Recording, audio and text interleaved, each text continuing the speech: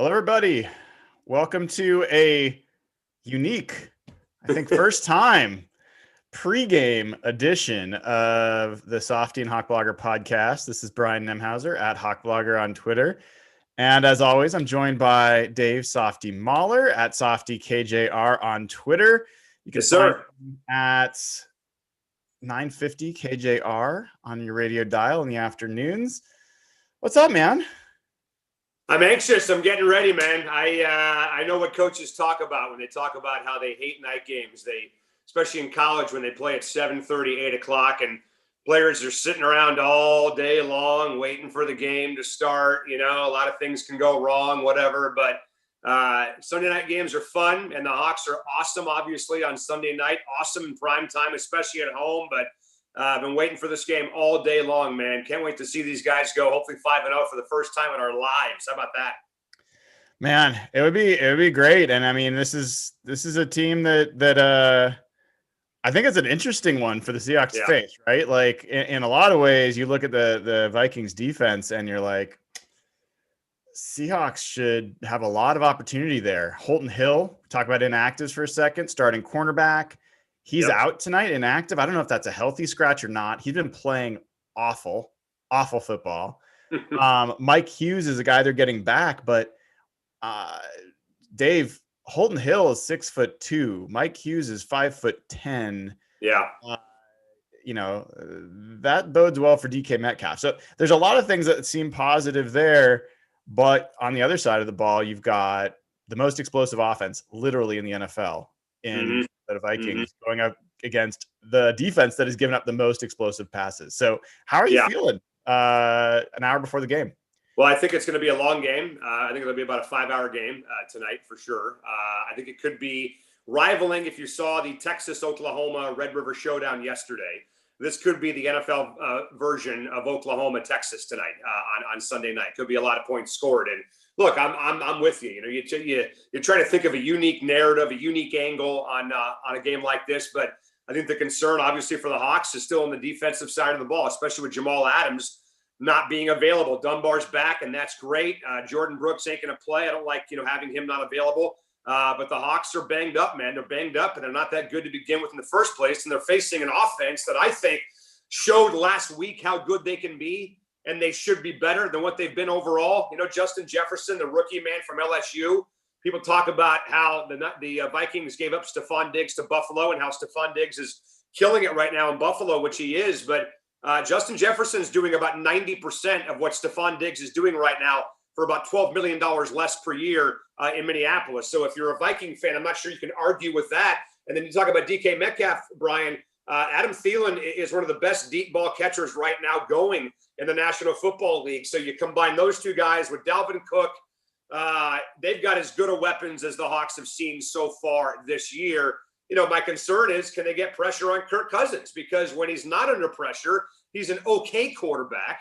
But when he's under pressure, he's terrible. His passer rating is barely north of 70 when Kirk Cousins faces pressure. So if the Seahawks can find a way tonight to get a little bit of pressure on this guy, that's going to make all the difference in the world. Not a lot of pressure, just a little bit of pressure. You know that you're basically asking the Seahawks to turn water into wine when you're asking. That's the one thing the Seahawks probably cannot do is create pressure. Right. That's a good point. And look, let's talk about inactives for a second, because that's always interesting. There was a little bit of a surprise in the Seahawks inactives. Mike Iupati, starting left guard, is out for tonight. It sounded like Carroll was pretty positive on Friday that he was going to play. Maybe they're giving him the veteran week off before the bye week, that kind of thing. Jordan Simmons has played pretty well this year when he's been in there. In fact, the last time I saw, he was number 2 in the NFL among guards in pass block win rate by ESPN. So how do you feel? Like how big of Iupati's played really well this year. How big of a deal is that, do you think? I would think it's a big deal if it was somebody else besides Jordan Simmons, because I love Jordan Simmons. I think I might like Jordan Simmons better at right guard than I do left guard, only because we've seen him more at right guard than left guard. But you remember when he got hurt, was it last year, 2 years ago? All the years are now kind of being jumbled together. He was playing really well, Brian, when he got hurt with that injury. last year or 2 years ago. So I think the idea, and I've said this before about Damian Lewis, that when Damian Lewis goes down and they can bring in a guy like a Jordan Simmons, that's pretty freaking awesome to have that kind of depth, I think, for the Hawks at right guard. So I'm not panicking at all about Mike Iupati not being available. I'm with you, by the way, on the DJ Dallas thing. I'd much rather see DJ Dallas get carries tonight than Travis Homer. I don't understand this love affair with Travis Homer at all. But I think the hierarchy, the pecking order, at least from their perspective right now, tonight is going to be Chris Carson, Travis Homer, and then DJ Dallas. And I'm curious to see how long that lasts in this game. If the plan is to pound the ball and keep Kirk Cousins and the guys on the sideline, can they pound the ball all night with Chris Carson? Probably not. Can they pound the ball with Travis Homer? Probably not. I think DJ Dallas fits that narrative really well tonight. They want to give him the ball 6 or 7 times to complement Chris Carson. So curious to see what their kind of game plan is tonight, man, because as you know, the pass has been working so well for them. The offensive line's been great pass blocking protection for Russell Wilson. But at some point, you have to run the ball to kind of keep some superstars on the sideline. I think tonight's the night to do it. Yeah, well, and just completing the list of inactives, we already mentioned Jamal Adams. We talked about Jordan Brooks being out, Mike Iupati. Lano Hill was a guy that they were hoping might be ready. He is out. Carlos Hyde also out. And you just brought up the DJ Dallas thing, because for those that weren't following on Twitter, I tweeted immediately. I was like, one, I'm happy they're giving Hyde another week, get healthy. Yeah. Number two, I think DJ Dallas is their second best back, even with Hyde healthy. So I'd like to see him get more reps. And hopefully they're smart enough to see that. And then the other thing you mentioned is about the guard position is really interesting. Jordan Simmons is just one. I mean, Jamarco Jones has played well at guard. Behind him, you've got BJ Finney, who was a great guard for the Steelers for years, and now is like third string on this team. So there's a lot of depth at guard. BJ Finney. Just jumping for a second. Yeah. When they picked him up, there were folks, I guess count me as one of them, that thought that BJ Finney was going to be this team's starting center. Absolutely. When they acquired him, and now he's not even a factor. So I think their depth is much better now than it's been in years past. Their pass protection unit is just so much better, man, compared to where it was a year ago. And look, there's also another kind of silver lining to the Seahawks losing this game tonight. And you've kind of hit at this on Twitter about making a move by the deadline. Look, man, if the Vikings lose tonight, they're 1-4. Their season's on the brink of being over. You got a guy in Yannick Ngakoue, who they gave up a second-round draft pick for, who's got 4 sacks in 4 games. If Minnesota keeps circling the drain, I would not be surprised if offers start pouring in for him from contenders. And let me ask you this: if you're the Hawks and you can get Yannick Ngakoue for the final 8 games of the year plus the postseason, and then maybe think about re-signing him or at least franchising him over the offseason, do you give up a third to get him and tell the Vikings, hey, you gave up a second rounder for him, we can get a 3rd round pick back for him and maybe kind of minimize the damage a little bit? So I'm curious, Brian, to see, number one, what he looks like tonight. And then number two, if the Vikings keep losing, would they potentially make him available? Yeah, I of course, I'd be happy to have a player like that on the team. I think that particular player is pretty unlikely. It's pretty rare for teams to trade, high commodity for a player and then flip him around. I think there's definitely some other players to watch. This NFC East, with what's going on there. Dak Prescott going down tonight with a grisly injury. Really, really hope he's going to recover. Obviously not this year. It doesn't seem like that's likely, but that he'll be okay for next year. They've got a ton of pass rushers on that team. The Washington football team has pass rushers. The Eagles have pass rushers. Even the Giants have some, but I don't think they'll be giving anyone up. So those are the guys. I mean, there was a tweet today about, well, maybe the Cowboys should consider waiving Everson Griffin once they get Randy Gregory back from suspension. Yeah, I'll take him. I'll take your scraps because we need them. So. Yeah, one thing I want to tell you related to this, Softy. So John Schneider was just on Pregame doing an interview, and one of the things he said a couple things. One, he said Snacks Harrison not playing tonight because he's out of shape. Needs some time to get in shape. That's fine. The second thing he said, that was the reason why, because he's not in shape. Yes. Second thing he said was interesting. He said expect to see Jonathan Bullard active tonight and playing. and said this is the first time in his career he's playing in a 4-3 and thinks that that's going to fit his skill set better. So interesting. Snacks was the guy that got all the pub this week. Yeah. Bullard was also picked up, and he's the one that's active, and he's the one that'll be playing on the end, hopefully maybe creating some kind of pressure for the Seahawks. Well, I'm disappointed, first of all, that Snacks isn't playing because I think they're better off with a guy like that on the defensive line, obviously. I understand why he's not playing. There's a reason why they call him Snacks, for God's sakes, and not elliptical. He was sitting at home over the offseason, before he was signed. I'm sure the guy wasn't exactly laying off the snacks, for God's sake. So I get it. He's the guy that you want more in November, December, January than right now anyway, but I'm disappointed to hear that. And look, I love John Schneider's enthusiasm. I love Pete Carroll's enthusiasm. I think it served both of them well. Obviously, that positivity is rubbing off on everybody inside that locker room, but we're still counting on guys like Brian Monet and Jonathan Bullard and Anthony Rush to be a part of this defensive line to make things happen. So it feels like a long shot that he would make an impact tonight in this game. I still think from a pass rush perspective, I'm asking for more from Benson Mayowa. And I got to tell you, man, I'm asking for more from Jaron Reed. The guy's making $10.5 million a year on a 2-year deal. The guy had 10.5 sacks 2 years ago. So you want a pass rush? Go to your highest paid players and your best players and ask them to deliver a pass rush, because they will not be able to blitz as much tonight without Jamal Adams out there for sure. Yeah, well, I mean, if they can find somebody that's decent at getting after the quarterback, I will tell you, the way to do it in this game is go after the right side of that Vikings offensive line. Drew Samia is their guard, and Brian O'Neill's their tackle. Mm-hmm. They have allowed a combined 21 pressures so far this year. And O'Neill's had a couple penalties to boot. These are not good pass blockers. In fact, Pro Football Focus, right? Their grades, again, to remind everybody, like, is that a website or something? Never heard. It's a website. They grade players, right? So 60 is like a rotational player. 70 is like a solid starter. 80 and above is a Pro Bowler. 90 and above is all pro. Yeah. Drew Samia, his pass block grade is 19.7. Not good. Not good at all. No, it's not good. And that's why, Brian, that's one of the reasons why Kirk Cousins' numbers are so awful when he's under pressure. I mean, the guy's got a 92 passer rating when he's got protection, and that number drops to 72 when he doesn't.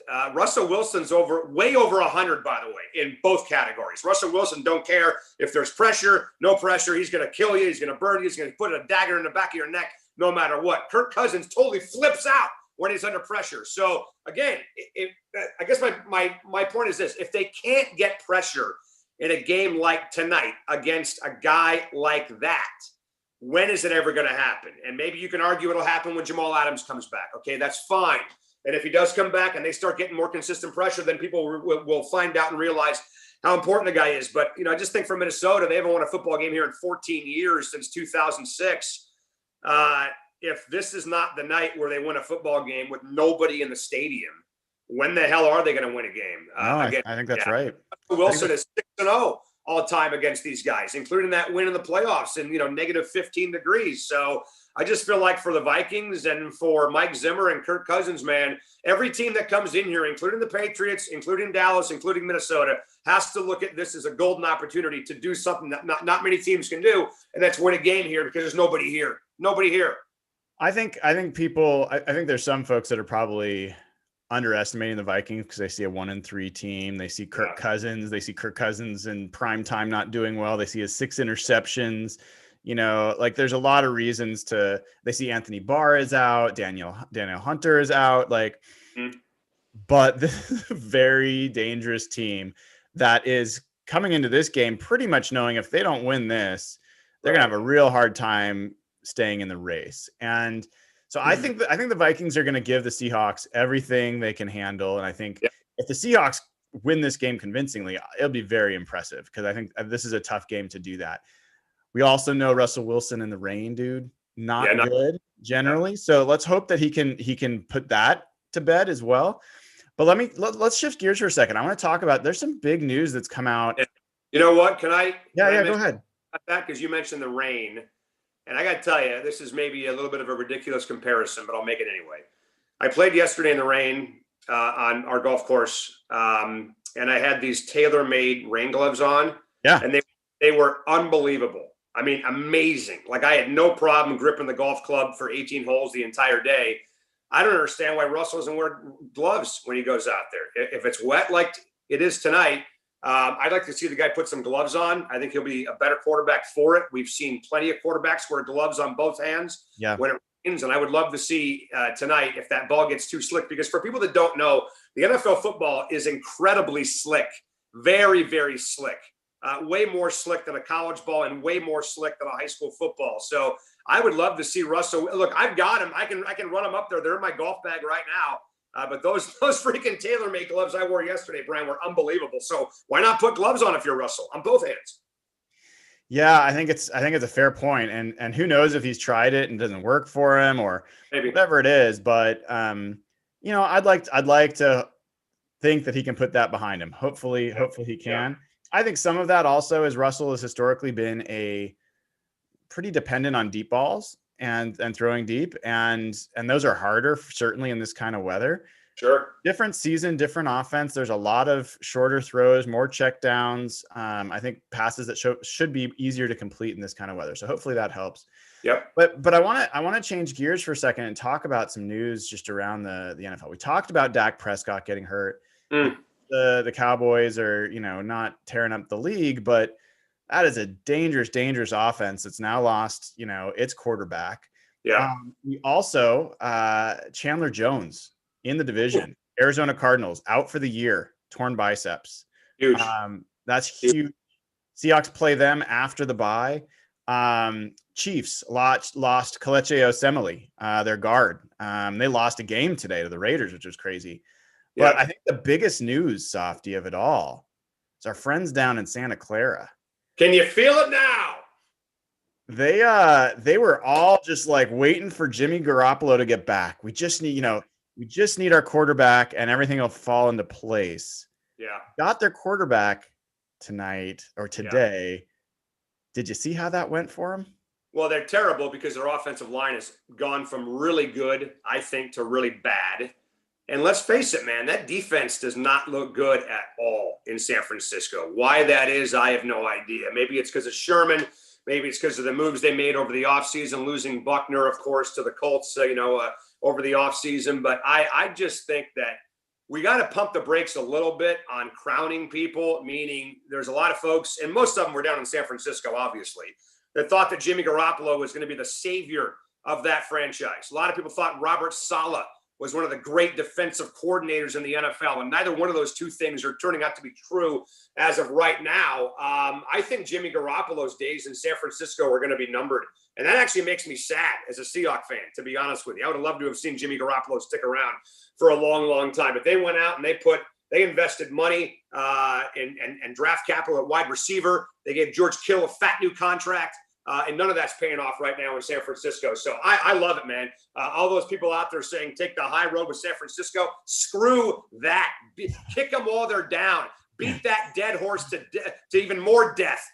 Rub it in. Pour salt in the wounds. The hell with them. Screw those people down there. Are you kidding me? I love this, man. This is the best pregame show anybody could have gotten before the Hawk-Minnesota game, watching those clowns lose at home to Miami. We went down there to their stadium in South Florida, and for the most part, kind of kicked their ass last weekend. They came up here to their stadium in Santa Clara, and they got their ass kicked. So you know what? I'm kind of at a point now, Brian, where I'm almost ready to not even talk about the Niners, because right now they're not even a freaking factor in this division at all.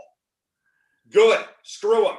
How do you really feel, Dave? I didn't really pick. I didn't really feel, get the feeling it. So it's true. It's. I know you're with me. No, it's true. It's true. And it's.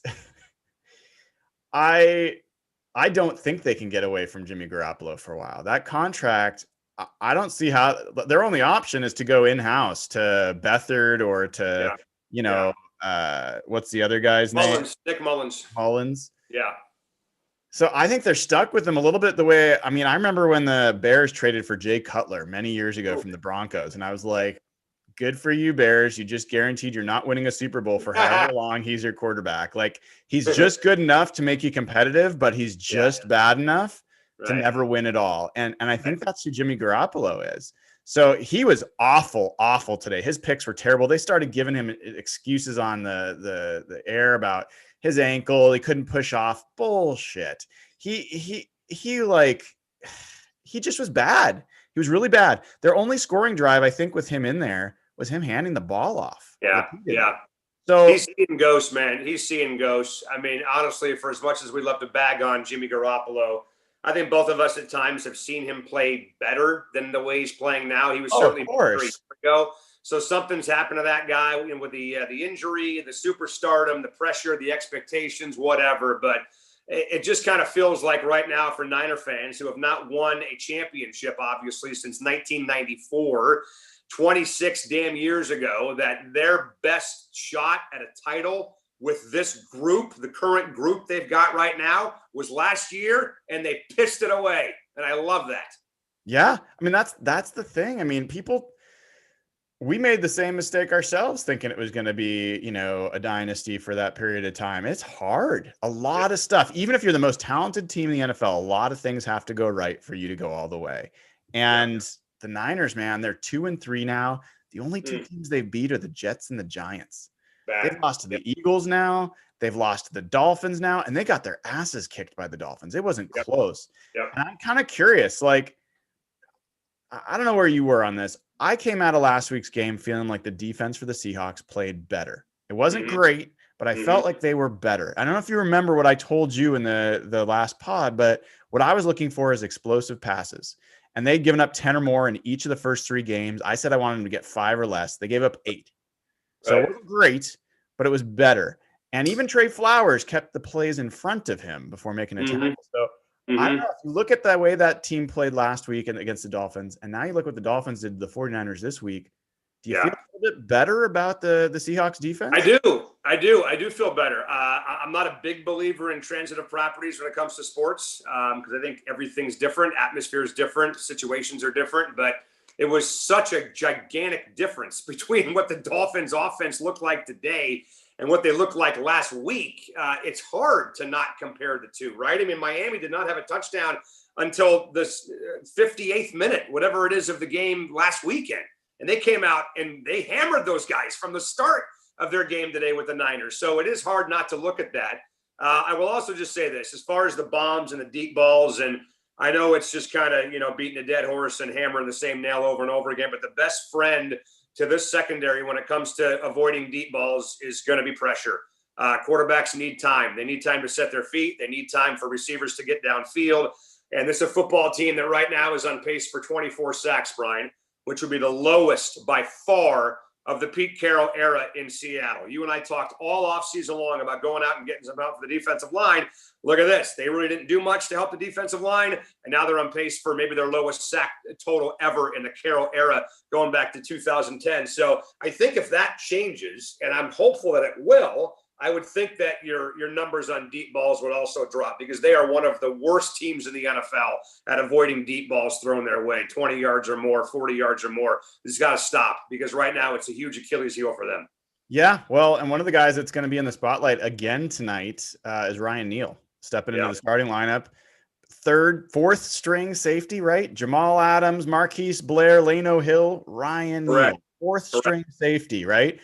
Yeah, and arguably was playing as well as any of them when he was in there. And so we'll see how he looks tonight. I'm looking outside. It is coming down. I think it could be one of those games where, the Seahawks are going to have to run the ball. And if you're a Vikings fan, maybe you think that's a good thing. Maybe you're like, hey, Russell Wilson's going to be handing the ball off more than he's going to be throwing it. But I'm just kind of curious.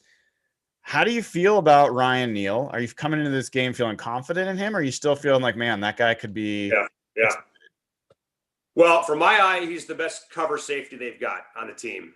I think his coverage skills are even better than Jamal Adams at times, because I think Jamal Adams at times has looked horrible in pass coverage. And trust me, they did not go out and trade Jamal Adams because of his coverage skills as a safety, right? I mean, Cam Chancellor was okay. He was better than some people thought he was from a coverage perspective, but he wasn't out there because the guy could cover. He was out there because he could destroy people and take people's souls away. And that's what Jamal Adams is all about. We've even talked on our show this week, Brian, about maybe potentially playing Jamal Adams at linebacker, if there's a need there. Not all the time, but maybe on particular downs when it does kind of call for it. So from what I've seen so far, I'm not sure if this is a compliment of Ryan Neal or a criticism of the rest of that safety core, to be honest with you.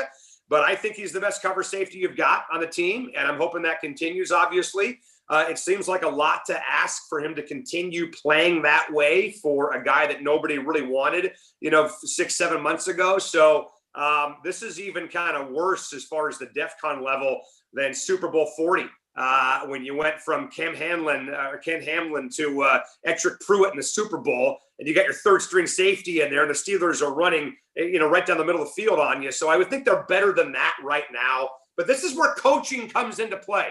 And I'm sorry I'm getting all fired up right now, but this is where coaching needs to matter in a game like this. You have one of the best defensive minds in the NFL in Pete Carroll. Make that pay off in a game tonight. I don't want to hear about Ryan Neal or Jonathan Bullard or Anthony Rush or this no-name guy or that no-name guy. Tell me why Pete Carroll, who's the second highest paid coach in the NFL and one of the great defensive minds, I think, in the history of the NFL, what's his plan? What's his scheme tonight to come up and stop these guys with a ragtag group? And so far, in the critical times, they've been able to do that. Fourth quarter against New England, fourth quarter against Dallas. Can they do it again tonight? So that's what I'm hoping the difference maker is this evening. I think that's a great call, and we'll wrap up here in a second. I'll just say I've sensed a little bit of daylight between Ken Norton Jr. and Pete Carroll. I think we've heard comments about Pete Carroll saying, hey, there's been some communication problems in the back end. Ken Norton comes on. There haven't been any communication problems. They're doing great. We've heard Pete Carroll talk about keeping guys in front and maybe blitzing a little bit less as a positive. Ken Norton saying, we sent less guys, but we're going to do whatever we need to do every week.